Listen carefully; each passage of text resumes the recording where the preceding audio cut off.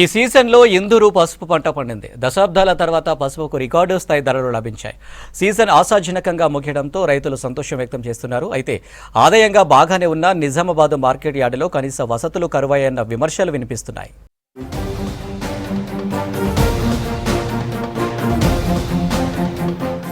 దేశంలో పసుపు కొనుగోళ్లలో నిజామాబాద్ వ్యవసాయ మార్కెట్ యార్డుకు ప్రత్యేక స్థానం ఉంది. ఉమ్మడి నిజామాబాద్ జిల్లాతో పాటు చుట్టుపక్కల జిల్లాల నుంచి పసుపు ఈ మార్కెట్ యార్డుకు వస్తుంది. ఈ సీజన్లో దాదాపు 1000 కోట్ల వరకు లావాదేవీలు జరిగాయి. నిజామాబాద్ జిల్లాతో పాటు సరిహద్దున ఉన్న నిర్మల్, జగిత్యాల జిల్లాల నుంచి సరుకు భారీగా వచ్చింది. అక్కడ స్థానికంగా మార్కెట్లు ఉన్న నిజామాబాద్ యార్డులో పసుపుకు మంచి ధర పలికింది. దీంతో చాలా మంది రైతులు ఇక్కడికి పంట తెచ్చి మరీ ధర పొందారు. ఈ పసుపు రేటును ఎప్పుడు చూడలేదు. ఈసారి రైతులందరం సంతోషంగా ఉన్నాం. మా తమ్ముడికి 17,500 నిజామాబాద్ గంజులో వచ్చింది. చాలా సంతోషంగా ఉన్నాం అందరం. ఇలాగే ఈ రేటు ఎప్పుడు ఇలాగే కొనసాగాలని కోరుకుంటున్నాం. రైతులు కూలీలకు దొబ్బడానికి 1000 రూపాయలు ఇచ్చినా మాకు పెద్దగా బాధ అనిపించడం లేదు. ఎందుకంటే రేటు ఈసారి ఎక్కువ ఉంది. ఈ సంవత్సరం పసుపు రేటు చాలా బాగా వచ్చింది. గత 3 సంవత్సరాలు పోల్చుకుంటే ఈ సంవత్సరం పర్వాలేదు. ఎందుకంటే ఖర్చులు మీద పడ్డాయి అనేకంగా. అందుకోసం ఈ సంవత్సరం చాలా సంతోషంగా ఉంది. కొన్నేళ్లుగా పసుపుకు మంచి ధర రావడం లేదు. గతేడాది వరకు క్వింటాకు 6,500 రూపాయలకు మించలేదు. దీంతో ఈ ఏడాది సాగు విస్తీర్ణం తగ్గింది. ప్రతి ఏటా నిజామాబాద్ జిల్లాలో 36,000 ఎకరాల్లో పసుపు సాగవుతుంది. కానీ ధరలు లేకపోవడంతో సాగు విస్తీర్ణం 9,000 ఎకరాలకు తగ్గి 25,000 ఎకరాలకు పడిపోయింది. అయితే ఈ ఏడాది జూలై నుంచి పసుపు ధర పెరిగింది. గరిష్ట ధర 18,000 రూపాయలు దాటింది. చివరి వరకు ఇదే ఊపు కొనసాగింది. సగటున క్వింటాల్కు 10,960 రూపాయల రికార్డు ధర దక్కింది.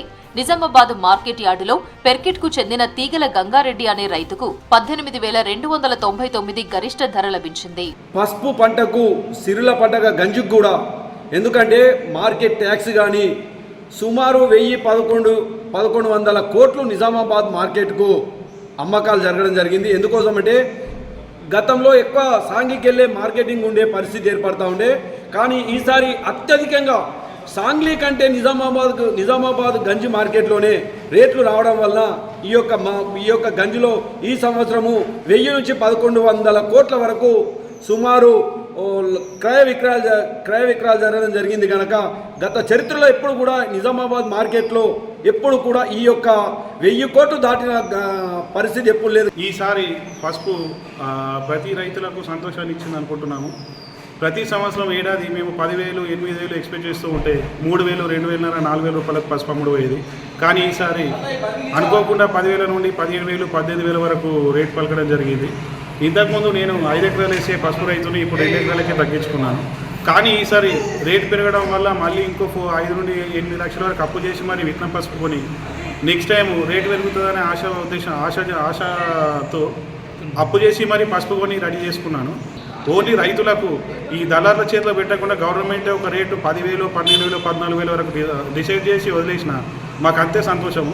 సాంగ్లీకి పోకుండా రైతులందరూ ఈ బాల్కొండ, వేల్పూర్ ఈ రైతులందరూ కూడా ఇప్పుడు మొత్తం నిజామాబాద్కి రావడం జరుగుతుంది.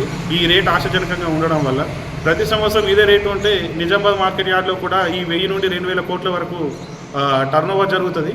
వ్యవసాయోత్పత్తుల కొనుగోళ్లపై 1% కమిషన్ నిజామాబాద్ మార్కెట్ యార్డుకు వస్తుంది. ఒక్క పసుపు పంట ద్వారానే 10 కోట్ల వరకు మార్కెట్కు ఆదాయం వచ్చింది. గతేడాది వరకు పసుపుకు ధర లేకపోవడం మార్కెట్ యార్డుకు ఆదాయం తగ్గింది.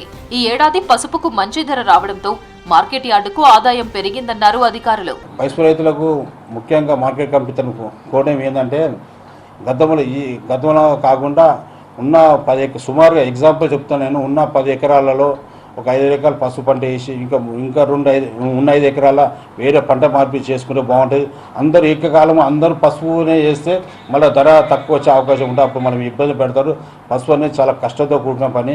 భారీగా ఆదాయం వస్తున్న నిజామాబాద్ మార్కెట్ యార్డు వసతులు మాత్రం అంతంత మాత్రంగానే ఉన్నాయన్న విమర్శలు ఉన్నాయి.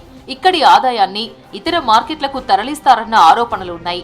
ఇప్పటికైనా అధికారులు స్పందించి మార్కెట్ యార్డుకు వస్తున్న ఆదాయాన్ని ఇక్కడే ఖర్చు పెట్టి వసతులు కల్పించాలని కోరుతున్నారు రైతులు.